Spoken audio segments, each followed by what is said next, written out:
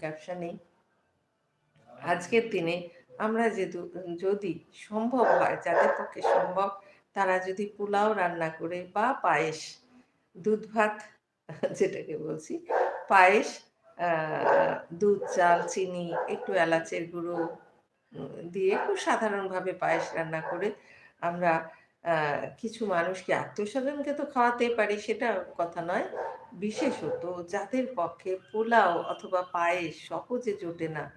সেই সব কিছু মানুষকে যদি খাওয়াতে পারি, তাদের কাছে পৌঁছে দিতে পারি, তাহলে আজকের দিনে যে পজিটিভ এনার্জি তোমার দিকে, আমাদের দিকে অ্যাট্রাক্ট হবে, আমাদের যে কোনো আশা পূরণের ক্ষেত্রে, যে কোনো আকাঙ্ক্ষা পূরণের ক্ষেত্রে সেই পজিটিভ পাওয়ারটা ভীষণভাবে আমাদের জীবনে কাজ করবেই, কাজ করবে। তো সেই জন্য আমি বলেছিলাম যে আজকের দিনে